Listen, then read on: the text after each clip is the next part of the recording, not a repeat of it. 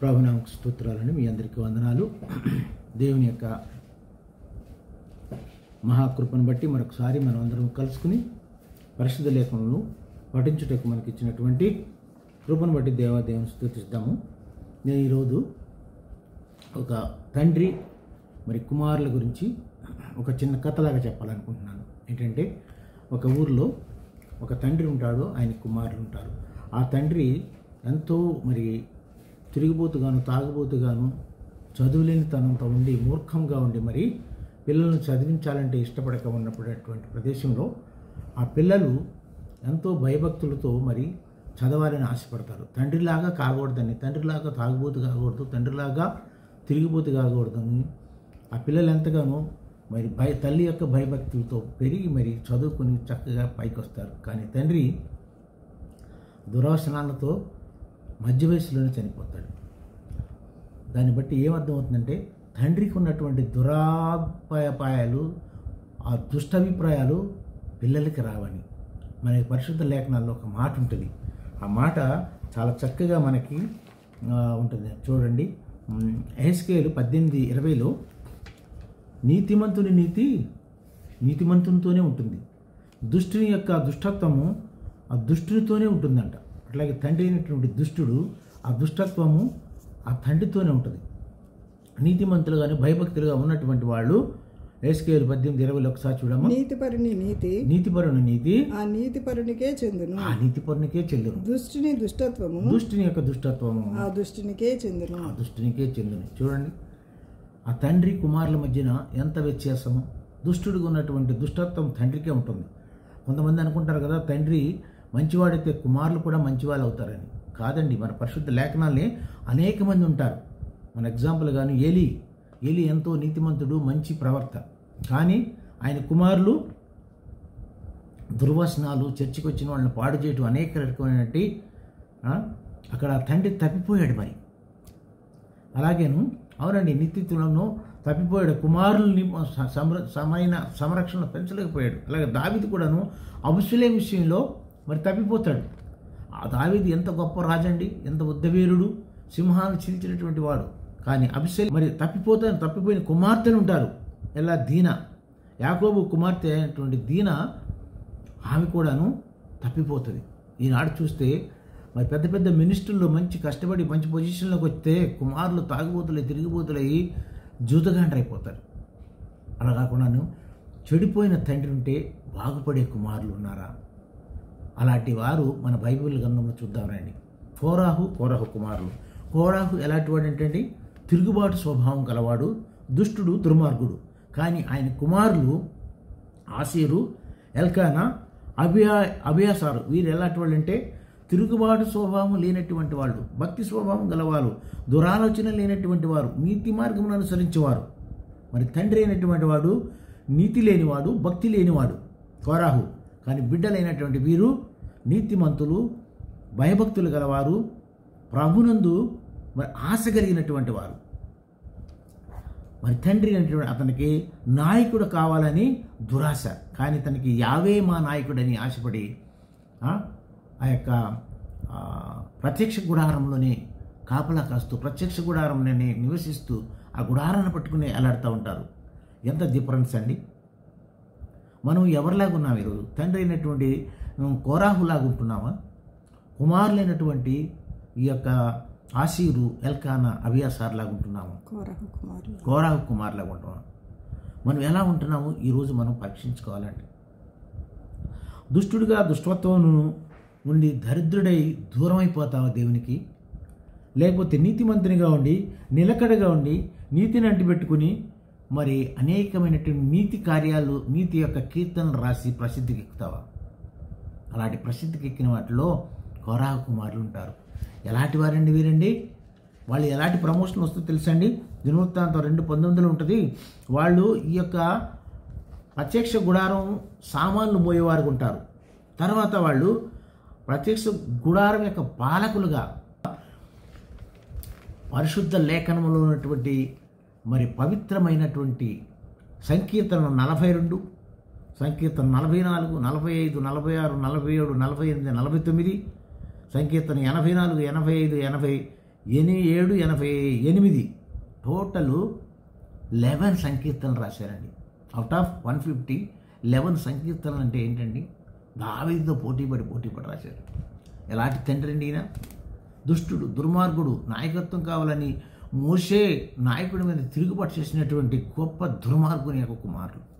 తండ్రిలాగా కాకూడదని తండ్రిల స్వభావం రాలేదు వీళ్ళకి. యేసుకేల్లో చెప్పినట్టుగానే నీతిమంతులాగానే ఉంటాడు, దుష్టత్వం గలవాడు దుష్టుడుగానే ఉంటాడు. దుష్టత్వం పోదని అది కొందరు అనుకుంటారు కదా, తండ్రి యొక్క బుద్ధులు వచ్చినాయి, తండ్రిలాగా వీడు పాడైపోయారంటారు కదా. ఎంతమంది లేరండి బైబిల్ గ్రంథంలో పండితులు అయినటువంటి గొప్ప తండ్రులు వాళ్ళ కుమారులు ఎలా బతికారో మనకు చాలా ఎగ్జాంపుల్స్ ఉన్నాయి.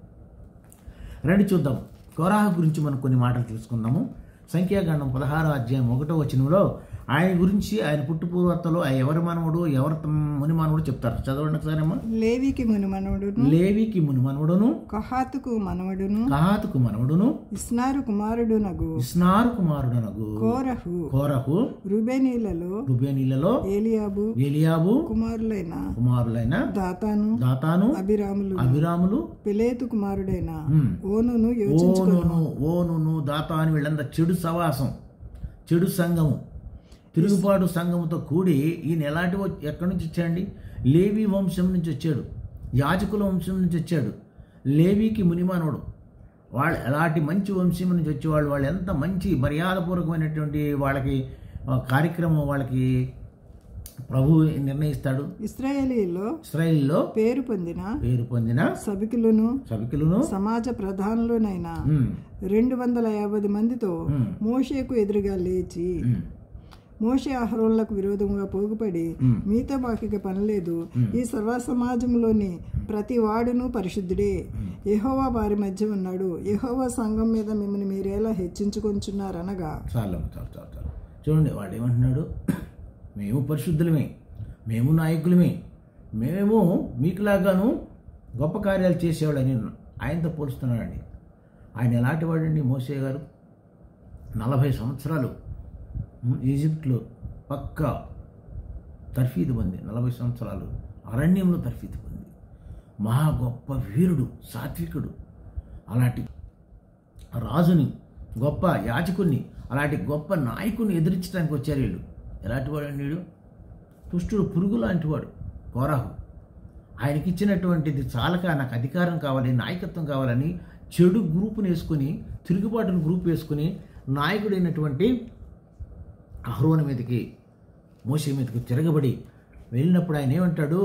సరే, మీరు ఇంకా కిందకి వెళ్ళి చూస్తే అందులోని 16వ అధ్యాయంలోనే మీరు ఎవరి నీతిమంతులో నేనుగా తేల్చేది. రేపొద్దున మీ యొక్క దివిటీల్లో మనం పట్టుకుని 250 దివిటీలు పట్టుకుని పరిశుద్ధ స్థలంలోకి రండి. అక్కడికి వచ్చినప్పుడు ప్రభువే తెలుస్తాడు అన్నప్పుడు మరి వాళ్ళు వస్తారండి. వచ్చినప్పుడు ఏం జరుగుతుందో మనకు తెలుసు కదా. ఆయన యెహోవా దేవునికి సాష్టాంగపడి, అయ్యా మరి వీళ్ళు ఇట్లా చేస్తున్నారంటే నువ్వేం కంగారు పడక మోసే, నేను వీళ్ళని తగిన గుణపాఠం చెప్తానంటాడు. చూడమ్మ కిందకి వెళ్ళి చూస్తే ఏముంటుంది? అక్కడ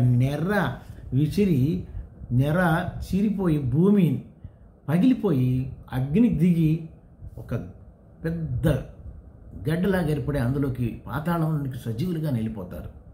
నెర విచ్చిందంటారు, భూమి నెర పగిలిందంటారు. అంటే ఇట్లా పగిలిపోయింది భూకంపంలాగా. అలాంటి రావడానికి ఆ యొక్క ఉగ్రత, దేవుని యొక్క ఉగ్రత, ఇలాంటి దేవుని యొక్క ఉగ్రత ఎన్ని చూసామని మనం ఆదికాండం నుంచి చూసుకొస్తుంటే, నోవహు టైంలో ఎంత పనికి మాలిన వారులుగా ఉండి దేవుని విసిగించి దేవుని మాట వినని వారిగా తయారైపోయి విసిగించినప్పుడు నోవాకు చెప్తాడు, నోవా నువ్వు ఓడ నిర్మించుకుని నీ ఫ్యామిలీ తీసుకుని నువ్వు బయలుదేరు, వీళ్ళందరూ నాశనం చేస్తానంటాడు. అట్లాగే సొదొమ గుమొర్రాలోకి వెళ్ళినప్పుడు కూడాను ఆ పాపం పెరిగిపోయినప్పుడు అక్కడ కూడాను అగ్ని గంధకాలు కలిగి సొదొమ గుమొర్రాను నాశనం చేస్తారు. అక్కడ కూడాను అరణ్యంలో 40 సంవత్సరాలు నడిపించుకొచ్చినటువంటి మహానాయకుడైనటువంటి సాత్వికుడైనటువంటి మోషే గారిని ధిక్కరించి ఎదిరించి వాళ్ళు ఏమంటారు? ఆలుతేరి కారు దేశమైనటువంటి ఈజిప్ట్ నుంచి మమ్మల్ని ఇక్కడ తీసుకొచ్చి అరణ్యంలో చంపటానిక? అదిగో మాకు దగ్గరగా ఉన్నది ఏది? కానాను. ఇక నీకు అవసరం లేదు. ఏంటి? పూరీలు అవసరం కావాలన్నారు, పూరీలను తెప్పించారు, మన్నాను కురిపించారు. ఎంత గొప్ప కార్యాలు చేస్తే తిని వాళ్ళు ఇష్టం వచ్చినట్టు ప్రవర్తించిపోయేవాడిని. నీతో పని లేదు, నీవు అవసరం లేదు అంటున్నారు. ఎంత దుర్మార్గం అండి. అలాంటి దుర్మార్గుల శిక్ష ఏం చేస్తారు? కానీ అంటే దుర్మార్గులైనటువంటి తండ్రి తరపున వాళ్ళ బంధువుల తరపున ఉండకుండా కోరాహు కుమారులైనటువంటి ఈ నలుగురు కూడాను, ఎవరండి వీరు? గొప్పవారు ఆసీరు, ఎల్కానా, అబియా, సారు. వీళ్ళు నలుగురు బయటకు వచ్చేసి దేవుని యొక్క, ఒక భక్తుడు చెప్తారు, దేవుని యొక్క ప్రత్యక్ష గుడారం యొక్క కొమ్ములు పట్టుకుని అక్కడ ఏలాడుతూ, పెదనాన్న మోసే గారు మమ్మల్ని క్షమించండి, మేము మా నాన్నతో వెళ్ళం, మా నాన్న దుర్మార్గమైన ఆలోచన చేస్తున్నాడని క్షమాపణ అడిగినప్పుడు, మరి యావే సన్నిధికి వచ్చినప్పుడు ఆయన దయ చూపించి ఈ యావే దయ వలన ఈ యొక్క కోరాహు కుమారులు చనిపోలేదండి. మిగతా వాళ్ళందరూ నాశనం అయిపోతారు, అగ్నిగుణంతో కాల్చబడి భూలోకానికి సజీవులుగానే కిందకి వెళ్ళిపోతారు పాతాళంలోకి. అంతేకాకుండా వాళ్ళు నాటినటువంటి విషబీజాలు, అదిగో మోసేని అంటారు కదా, నీవు నీ అన్నైనటువంటి అహరోను మాత్రమే ఈ కోరాహును వీళ్ళందరినీ చంపేశారు, మీరే చంపారు అని గొడవలు ఆడుకుంటూ అనేకమైనటువంటి ఆలోచన చేస్తుంటే మరలా దేవునికి సాష్టాంగపడతారు. మోసే సాత్వికుడు ఎంత సాత్వికుడో అంత సాష్టాంగపడేటువంటి భక్తుడు. భూమి మీద ఆయనంత సాత్వికుడు లేదంటారు నా ఇంటి ఎల్లపాత్రలు. ఎంత మంచి సాక్ష్యం అండి. మన ఈరోజు మన సాక్ష్యం ఎలా ఉంటుంది? అంత గొప్ప సాక్ష్యం కలిగినటువంటి ఆ మహానాయకుడిని, మహాసాత్వికుడిని ఎదిరించేసి, నీవే నాయకుడువా, నీవే పరిశుద్ధుడువా, మేము పరిశుద్ధులమా అని ఎదురు తిరిగి చేసినటువంటి ఆ దుర్మార్గమైనటువంటి ఆలోచనలో వీళ్ళు నాశనం అయిపోతారు.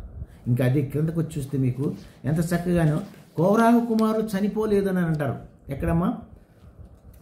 సంఖ్యాకాండము 26, 10, 11 చూడండి. ఎంత పాతకం జరిగినా, ఎంత నాశనం జరిగినా కానీ మరి ఈ యొక్క సంకీర్తనలు రాసిన 42, 48 రాసిన ఎక్కడి నుంచి వచ్చారో అప్పుడు అందరూ చనిపోయారు అంటారు కదంటే మీ డౌట్లు క్లియర్ అవడానికి వారు చనిపోలేదు. సంఖ్యాకాండము 26, 10, 11 చూడమ్మా. అయితే కోరహు కుమారులు చావలేదు. చూడండి ఎంత మంచి మాట అండి. ఎలా చనిపోతారండి? వాళ్ళు ఎంత భక్తి బలగాలు, ఎంత నీతిమంతులు, తండ్రి లాంటి గుణాలు లేవండి వాళ్ళ దగ్గర. పరిఖ్మాలితనం లేదు. అన్నీ కూడా దేవుని యొక్క మందిరంకి వచ్చి దేవుని యొక్క ఆయన కీర్తన రాస్తాడు కదా. 84వ కీర్తనలో ఏమని రాస్తారండి? నీ మందిర ఆవరణలో ఒక్క దినం గలుపుట 1000 దినముల కంటే శ్రేష్టం. ఎంత అమూల్యమైన, అసలు ప్రపంచవ్యాప్తంగా ప్రసిద్ధి కాంచినటువంటి కీర్తన 84వ కీర్తన. భక్తిహీనుల గుడారంలో నివసించుట కంటే దేవుని మందిర ద్వారం బయటపడున్నా చాలా అంటున్నారు. నాకు ఇష్టం. చూడండి. అలాగే ఇంకేమంటారు? పిచ్చుకులకి ఆయన బలిపీఠం దగ్గర నివాసం దొరికాను. కోయిలకి గూటి స్థలము దొరికాను. నీ బలిపీఠం వద్ద పిచ్చుకలకు నివాసం దొరికాను. చూడండి, అలాంటి చిన్నది అల్పమైన దానికి కూడా సురక్షితంగా ఆయన బలిపీఠం దగ్గర ఉంటుందని వీళ్ళు రాసినటువంటి సంకీర్తనలు అన్నీ కూడాను దేని గురించి అండి? ఈ యొక్క గుడారం గురించి, ప్రత్యక్ష గుడారం గురించి, దేవుని మందిరం గురించి, దేవుని ప్రాంగణం గురించి. యెహోవా మందిరావరణము చూడవలనని నా ప్రాణం ఎంతో ఆశపడుచున్నది. అది సొమ్మసిల్లుచున్నది. జీవం గల దేవుని దర్శించుటకు నా హృదయము, నా శరీరము ఆనందంతో కేకలు వేయుచున్నది. ఈయన యొక్క కోరాహు కుమారుడు రాసినటువంటి కీర్తనలు మీరు పఠించండి. మన హృదయానికి ఎంత బలం వస్తుందో, ఆత్మ బలం వస్తుందో. అలాగే 42వ కీర్తనలో కూడాను రక్షణ గురించి చూడండి. మన రక్షణకర్త ఆయనే. అసలు ఎంత తెలివిస్తారండి వీళ్ళకి. ఇలాంటి మరి దుర్మార్గుడైనటువంటి తండ్రి కడుపున పుట్టినటువంటి కోరాహు కుమారులు దుప్పి నీటి వాగుల కొరకు ఆశపడినట్లు దేవా నీ కొరకు నా ప్రాణము ఆశపడుతున్నది. నా ప్రాణము దేవుని కొరకు తృష్ణ కొనుచున్నది. జీవము గల దేవుని కొరకు తృష్ణ కొనుచున్నది. దేవుని సన్నిధికి నేను ఎప్పుడు వచ్చేదేను? వాళ్ళు చూడండి, ఎప్పుడు కూడా భోజనం చేస్తారో లేదో దివారాత్రులు ఆ గుడారం దగ్గర, ఆ యొక్క మందసము దగ్గర పడి ఉంటారండి. అంతేనండి. దానికి ఫలితంగానే వాళ్ళు ప్రమోషను గుడారము దగ్గర పడి ఉన్న వాళ్ళకి గొప్పది వస్తుంది. తర్వాత వాళ్ళ ప్రమోషన్ వచ్చి 1వ దినవృత్తాంతం 9:19లో వాళ్ళు ద్వారపాలకులుగా నియమించబడతారు. ఆ తర్వాత చూడొద్దమ్మా, ఆ తర్వాత ఇంకా ప్రమోషన్ వచ్చి ఏమవుతుంది వాళ్ళకి? కీర్తన 42 దగ్గర నుంచి చూస్తే ఒక 43 వదిలేసి వరుసగా చూస్తే 11 కీర్తనలు, సంకీర్తనలు రాసి సువర్ణాక్షరాలతో పరిశుద్ధ గ్రంథములో వాళ్ళ పేర్లు లిఖించబడి. ఆ కీర్తనకి పైన ఏముంటుందండి? కొరాహు కుమారులు రాసినటువంటి కీర్తన. ఎంత గొప్ప ధన్యత అండి! ఈ కొరాహు అనేటువంటి మాట బైబిల్లో సుమారుగా 44 సార్లు వస్తుందండి. ఈ కొరాహులు ఇంకా మనం చూస్తే డీపీగా కొరాహు గురించి తెలుసుకోవాలనుకుంటే ఆదికాండము 36:5లో కానానులో ఏశావు కుమారులు ఒక కొరాహు ఉంటాడు. 2వ దినవృత్తాంతం 2:43లో ఎబ్రోను కుమారులు ఒక కోరాహు ఉంటాడు. 3వ ఆయన ఈ సంఖ్యాకాండము 16:1లో ఇస్సారు కుమారుడైనటువంటి కొరాహు ఉంటాడు. ఈయన ఎవరండి? గ్రేట్ గ్రాండ్ సన్ ఆఫ్ లేవి. కుటుంబంలో నుంచి 7 తరాల తర్వాత గొప్ప మరి నాయకుడు, గొప్ప న్యాయాధిపతి, గొప్ప వ్యక్తి వస్తారు. ఆయన ఎవరో కాదు, సమూయేలు గారు. సమూయేలు గారు ప్రార్థిస్తే ఉరుములు మెరుపులు కురుస్తాయండి. సమూయేలు గారు వస్తున్నారంటే రాజులు సైతం గడగడ వణికిపోతారు. అయ్యా, నువ్వు సమాధానంగానే వస్తున్నావా? అంత గొప్ప వ్యక్తి వస్తాడు. ఎక్కడి నుంచి అండి? ఈ లేవీలు ఎవరండి? యాకోబు గారి 3వ కుమారుడైనటువంటి లేయా పుట్టినటువంటి కుమారులో 3వ కుమారుడు లేవి. ఈ లేవీలకి ప్రత్యేకమైనటువంటి ఒక గొప్ప ఉన్నతమైన స్థానం ఇస్తారు. ఏంటంటే వాళ్ళు దేవుని మందిరాన్ని శుభ్రం చేయుట, మరి యాజకత్వం చేయుట, దేవుని. అప్పుడు ఏంటంటే మనకి మందిరం ఒక చోట ఉండదు. ఎక్కడికి మారితే అక్కడికి గుడారం తీసుకుని ఆ వాసాలు కానీ గుడారం కానీ అవన్నీ పరదాలు కానీ మూట కట్టి పరిశుద్ధంగా వాళ్ళు చక్కగా మోసుకుని వెళ్ళాలి. ఎవరు మొయ్యాలి, ఎవరు ఊడదీయాలి, ఎవరు లెక్క చూపాలి, ఇవన్నీ కూడా కరెక్ట్గా మహాసాత్వికుడైనటువంటి మోషే గారు ఇచ్చారు. ఇలాంటి కోరాహు కుమారుల్లో నుంచి వచ్చినటువంటి వీరు అతి ప్రసిద్ధిగాంచినటువంటి గొప్ప వ్యక్తులుగా అవుతారు. ఎవరండి వీళ్ళు? ఆషేరు, ఎల్కానా, ఇంకెవరండి? అబియాసారు. వీరండి కోరాహు కుమారులు. ఎంత గొప్ప ప్రమోషన్ వస్తుందంటే వీళ్ళకి ఎప్పుడో మరి ఆ అగ్నిగుండంలో కాలిపోవలసినటువంటి వాళ్ళు, ఇంకా వాళ్ళ నాన్న విత్తినటువంటి ఆ విషబీజువుల నుంచి తప్పించుకోలేక అనేక మంది కొట్లాడి సుమారుగా ఎంతండి చూడండి, సంఖ్యాకాండం 16:41-46 చూడమ్మా. సుమారుగా 14,000 ఒక తెగులు చేత బలైపోతారు. సంఖ్యాకాండము 16వ అధ్యాయము. క్షణములో నేను వారిని నశింపచేయుదునని మోషేకు సెలవీయగా వారు సాగిలపడిరి. అప్పుడు మోషే, నీవు ధూపార్తిని తీసుకొని బలిపీటపు నిప్పులతో నింపి ధూపం వేసి వేగముగా సమాజం వద్దకు వెళ్లి వారి నిమిత్తం ప్రాయశ్చిత్తము చేయము. కోపం యెహోవా సన్నిధి నుండి బయలుదేరును. తెగులు మొదలుపెట్టినని అహరోనుతో చెప్పగా మోషే చెప్పినట్లు అహరోను వాటిని తీసుకుని సర్వ సమాజం మధ్యకు పరిగెత్తిపోయిన పరిగెత్తుకుంటూ ఇలా తెగులు వచ్చేస్తుందంటే ఈయన మహా గొప్ప వ్యక్తి కాబట్టి ఆ తెగులు ఆగిపోద్ది. ఈయన పవిత్రుడైనటువంటి వాడు దీపాతి తీసుకుని వస్తుంటే ఆ తెగులు ఆగే వరకు పరిగెట్టి లోపే సగం మంది అటు సగం మంది ఇటు చీలిపోతారు. 14,700 మంది అప్పటికప్పుడు కుప్పకూలి మరి కాలిపోయి చనిపోతారు. తెగులు చేత చచ్చిరి. మొత్తం ఎంతమంది అండి? 14,700. అంతకితమేమో 2,250 మంది. ఆ ముగ్గురు ఫ్యామిలీలు సుమారుగా 20,000 మంది చనిపోయారు. ఈ కోరాహు యొక్క దుర్మార్గమైనటువంటి ఆలోచన చేత, కోరాహు యొక్క దుర్మార్గమైన ఆలోచన చేత, ఈయన ఏర్పరచుకున్నటువంటి తిరుగుబాటు ఈ సమాజం చేత ఎంతమంది బలైపోయారండి? ఎంతమంది నాశనం అయిపోయారు? దీని నుంచి మనం ఏం నేర్చుకోవాలంటే, మన సంఘంలో కానీ ఈనాడు లేరా కోరాహు లాంటి వాళ్ళు? వీళ్ళు కూడా అనేకలు ఉన్నారండి. అనేకమైన సంఘాల్లో అనేకమైన తిరుగుబాట్లు, అనేకమైనటువంటి గొడవలు, ఇబ్బందులు వస్తున్నాయి. మీరు ఎప్పటికి కూడాను మీ యొక్క సమాజ మందిరములో, మీ యొక్క చర్చిలో మీరు పెద్దలుగా ఉన్నా చిన్నలుగా ఉన్నా బాధ్యతలు ఇచ్చినా ఈపోయినా కానీ మీకు ఇచ్చిన బాధ్యత సక్రమంగా నిర్వర్తిస్తూ దేవుని సన్నిధిలో ఉన్న భయభక్తులు కలిగి ఉండి ఎప్పుడు కూడాను మీ యొక్క సంఘ కాపరి మీద తిరుగుబాటు తీసుకురావద్దు. ఎప్పుడు కూడా గొడవలు లేపొద్దు. గొడవలు లేపేటువంటి కోరాహు గుంపులోకి వెళ్ళొద్దు. మనం కోరాహు గుంపులోకి వెళ్తే ఏంటంటే నాశనం, పతనం, మరి భూమి చీలిపోయి మరి సజీవులుగా పాతాళానికి వెళ్ళిపోతారంట. బైబిల్లో వీళ్ళేనేమో మరి వెళ్ళిపోయింది. ఎందుకు అంత పాతకం కట్టుకోవాలండి? దేవుని యొక్క సమాజ మందిరంలో ఉంటున్నామంటే దేవుని యొక్క మరి భయం కలిగి ఉండాలి. వాళ్ళ దగ్గర దేవుని భయం లేదు, దేవుడు అంటే లెక్క లేదు. దేవుని నాయకుడు అంటే చూడండి, నువ్వు కూడా లేవి గోత్రం నుంచి వచ్చావు కదా మోసే, నువ్వు మాకన్నా గొప్పవాడువా, నువ్వు మాకన్నా పరిశుద్ధుడవా, నువ్వు మాకన్నా వీరుడువా, సూర్యుడువా అని ఎదురు తిరుగుతారు. ఆయనతో ఎక్కడ కంపేర్ చేసుకుంటారండి? సకల విద్యలు అభ్యసించినటువంటి అందమైనటువంటి వాడు ఆయన.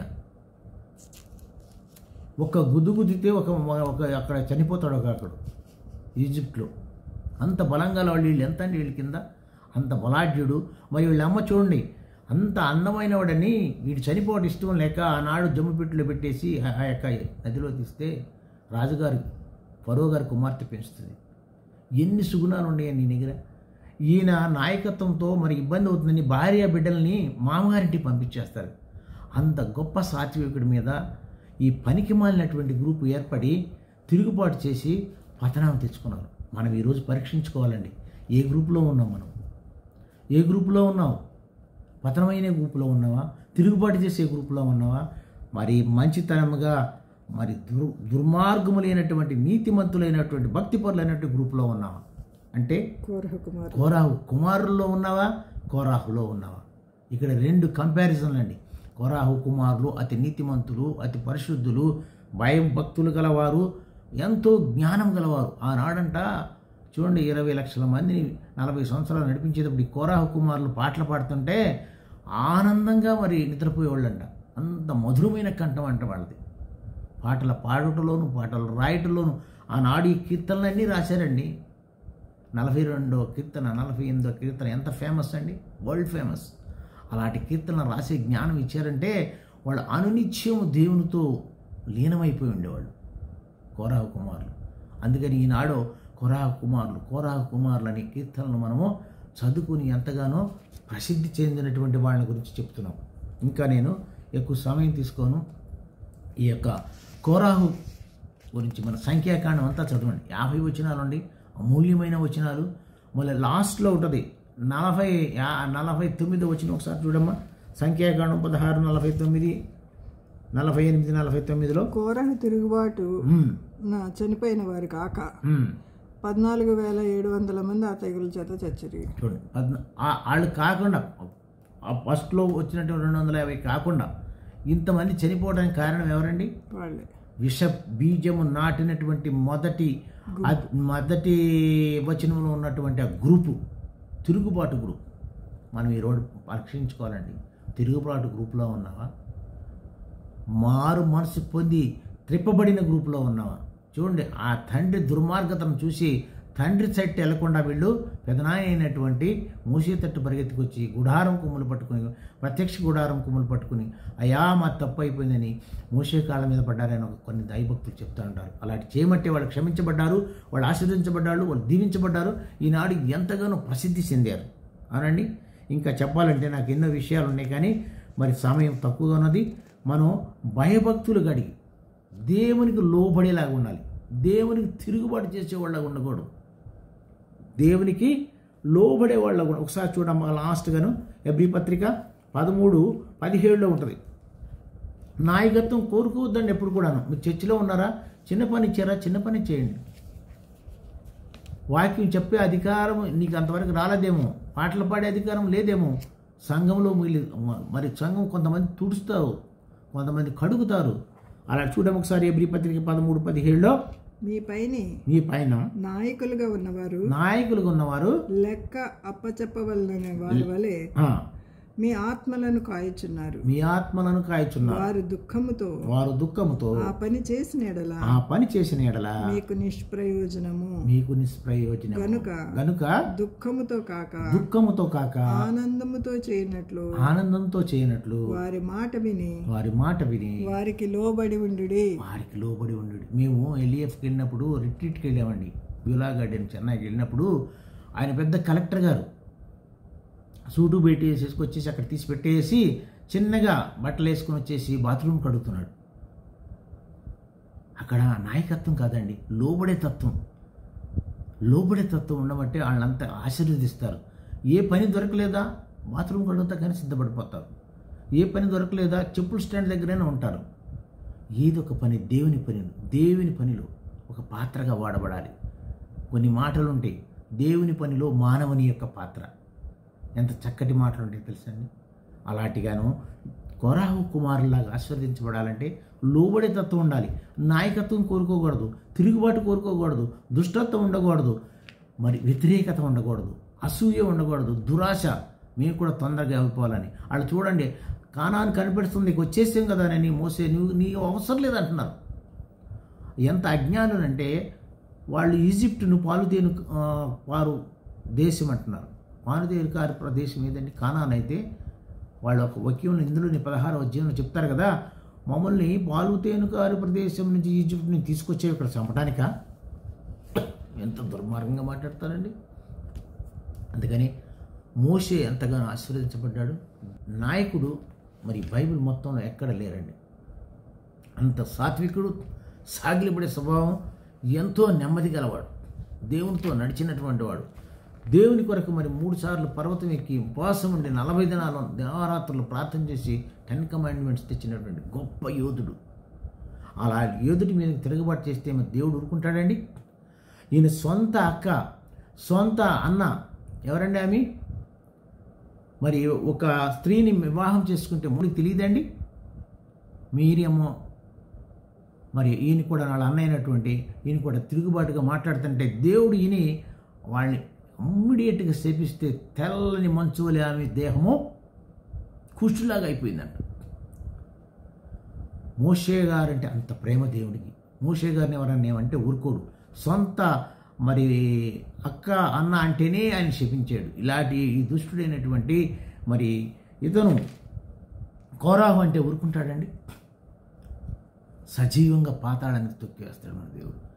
అంత పవర్ఫుల్ గాడ్, అంత గొప్ప దేవుడు. అంత గొప్ప దేవుని ఎప్పుడు కూడా మరి ఆయనకి సాగిలపడతామేనండి. అయ్యా మీరు ఎట్లా అంటే అట్లా, మీరు ఏదంటే అది. అబ్రహాం లాంటి వాడు 25 సంవత్సరాలు వెయిట్ చేశారు. అయ్యా నువ్వు ఇస్తావు అన్నావు కదా కుమారునని. ఎస్, వెయిట్ చేసేది. వెయిటింగ్. అలాంటి గొప్ప మరి నాయకుడైనటువంటి మోషే గారిని ధిక్కరించినటువంటి దుర్మార్గమైన కోరాహు ఏమయ్యారు? మరి మంచితనంగా భక్తిగా ఉన్నటువంటి కోరాహు కుమారులు ఏమయ్యారు? మనం నేర్చుకున్నాము. మనం ఈరోజు మన జీవితాన్ని పరీక్షించుకోవాలి. మనం ఏ పక్షం ఉన్నాం? కోరాహు కుమారుల పక్షం ఉన్నావా? కోరాహు పక్షం ఉన్నావా? జీవము గల దేవుని వెతికి పట్టుకుని ఆయన్ని వెంటబడుతున్నావా? దుర్మార్గంతో ఎదురికిస్తే మరి దుర్మార్గతతో మరి నాయకత్వం కావాలని కొన్ని ఉన్నాయండి. ఇక్కడ చర్చిల పేరు చెప్పకూడదని హైదరాబాద్లోనే అనేకమైనటువంటి ఇబ్బందులు, అనేకమైన నాయకత్వం గురించి కొట్లాడుకుంటారు. అలా కాకుండాను ఎక్కడున్నా కానీ మనకి అధికారం వద్దండి. సర్వాధికారి ఆయనే. ఆయన పాదాలు పట్టుకుని ఆయన అడిగితే ఆయన ఎంతగానో ఆశీర్వదిస్తాడు. కొన్ని మాటలు దేవుడు దీవించిన గాక చిన్న ప్రార్థన చేసుకుందామండి. మహాపరిశుద్ధుడైన పరలోకపు తండ్రి, జీవం గల దేవ, పరిశుద్ధుడా, మీ పరిశుద్ధ పాదాలకు వందనాలు, స్తోత్రాలు ప్రభా. ఈ సంఖ్యాకాండము 16వ అధ్యాయం ఆయన 1 నుంచి 50 వచనాల వరకు తండ్రి మీరు చూపించిన మార్గం బట్టి మీకు వందనాలు ప్రభా. ఇదిగోనైనా కోరాహు ఎలాంటి వాడు, కోరాహు కుమారులు ఎలాంటి వారు అయా మేము తెలుసుకున్న ఆయన కోరాహు కుమారులాగా మారటకు, కోరాహు కుమారులాగా నీతివలగారుగా మరి మంచిగాను భక్తిపరులుగాను ఉంటకు మాకు సహాయం చేయండి ఆయన. కోరాహులో ఉన్నటువంటి తిరుగుబాటు స్వభావం తీసివేయండి ఆయన. మాకు అలాంటి స్వభావం లేకుండా, అలాంటి సాన్నిహిత్యం, అలాంటి సంఘం లేకుండా తీసేయండి ఆయన. అనేక మందిని 250 మందిని కూడగట్టుకుని తిరుగుబాటు చేసి దుర్మార్గతతోనైనా ఈ దేవునికి వ్యతిరేకత, మోషేకి వ్యతిరేకతగా వెళ్ళేటువంటి దేవునికి వ్యతిరేకత ప్రభువా, అలాంటి దుష్టత్వం తెచ్చుకున్న ఆయన పాతాళం తొక్కబడినటువంటి ఆయన జీవితం నుంచి మేము నేర్చుకున్న పాఠాలను బట్టి మీకు వందనాలు ప్రభువా. కోరాహు కుమారులాగా మేము కూడా ఆశీర్వదించలేక దీవించండి అయా. మరి కొన్ని మాటలు మీ పాసాన్ని తీసుకోమని నజరేయుడైన యేసయ్య నామమున బట్టి బ్రతిమలాడి వేడుకుంటున్నాం మా పరమ తండ్రి. ఆమేన్. అందరికీ వందనాలండి. Thank you.